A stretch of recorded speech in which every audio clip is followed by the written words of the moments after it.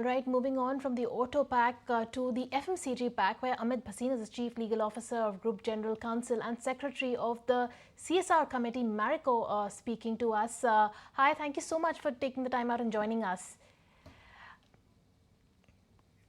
Right, tell us, how is Marico incorporating the renewable energy into business operations?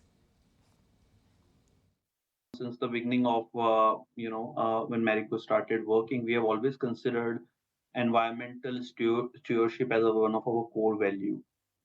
We recognize the value of this. We recognize the value of environment, and we really want to demonstrate as to how you can do a sustainable business, a good business while taking care of the environment. And that's been our strategy. Always has been. We have always making significant strides in minimizing our environmental footprint by harnessing the power of renewable energy sources. Close to 67.4% of our operational energy requirement are addressed as we speak from renewable sources. We strive to minimize our environmental footprint through the value chain from sourcing to production and distribution by innovating to improve energy efficiency and transitioning to renewable energy sources. In fact, one of our remarkable achievement in FY24 has been near complete transition to a bio-based briquettes for our thermal energy needs. It's resulting in meeting more than 90% of our operational thermal energy needs from renewable sources. For like 1% of thermal energy requirement, we utilized pipe natural gas, high-speed diesel as a transition solution. So we constantly look at exploring advancements in the renewable thermal energy technologies.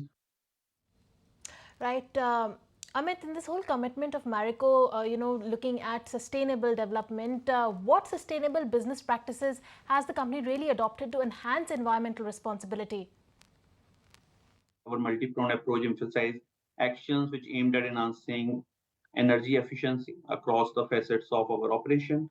It underscores the importance of fossil fuel avoidance and transitioning towards renewable energy wherever it is feasible, of course. The strategy is also to incorporate carbon forestry, as I talked about, initiatives as a means to further mitigate our environmental footprint. We have established a central energy management cell to define reduction strategies and monitor performance, integrating low carbon technologies, investing in renewable energies, and employing carbon sequestration techniques, right?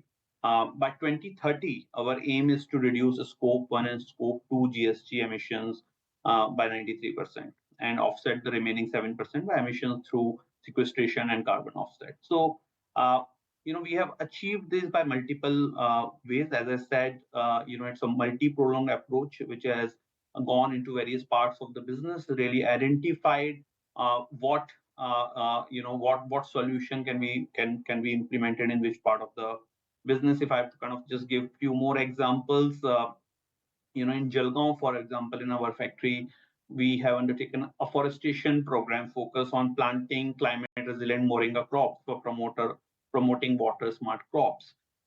We have developed Miyawaki forest in Pondicherry and Sanand facilities covering 30,000 trees.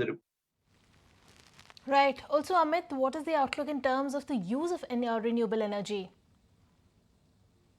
Yeah, if you look at our, we have a ESG 2.0, which is a public document. We have put our targets and what we aim to do. These are audacious numbers, needless to say, and we are committed to kind of deliver on that. We have set a net zero emission target for our global operations, which is in our own manufacturing unit by 2040. And in India, we aspire to achieve net zero in operations by 2030. We maintain a very systematic GH inventory to identify and quantify all direct and indirect impact, which is Scope 1, Scope 2, and Scope 3 emissions from our operations and value chain. We strive to optimize our energy footprint, invest in low carbon technology to minimize our operation emissions, right? Energy saving measures such as, bio briquettes. I talked about bio briquettes. These things have really led to steady decrease in our greenhouse emission intensity year on year, enabling us to surpass some of our emission reduction targets. So we are quite kind of hopeful that the declarations and the targets that we have set out for ourselves and put it in the public domain we should be able to achieve them, as I said, both in our global operations and in our Indian operations. Right. Also, Amit, what is Marico's target for achieving 100% of its business operations powered by renewable energy, and by which processes do you hope to achieve that? We recognize that true success of the business can only come when it is sustainable, and we are kind of taking care of the environment around us, right? So I think that is very fundamental. And once you intertwine this into the business processes, I think the decision making and really getting people commit to this becomes easier. We go beyond limiting our environment footprint and actively pursue value-added activities that not only reduce our impact but also contribute to the positive health of our planet. We to achieve all of this, we have defined a framework. We call it as a commit framework, which really enable us to future-proof natural assets across our operations. This what I'm explaining goes much beyond only emissions. The framework is called as Commit Framework, as I said, which C stands for conserving energy and meeting net zero targets.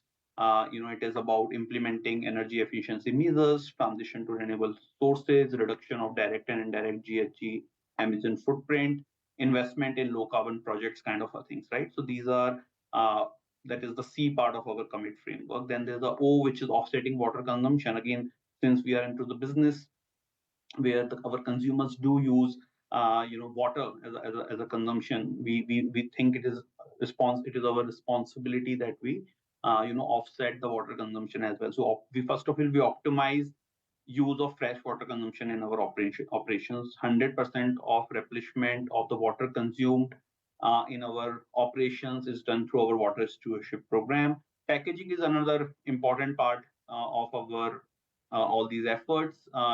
Use of recyclable plastic in our packaging, elimination of hazardous material from our packaging is something that we kind of look at very regularly.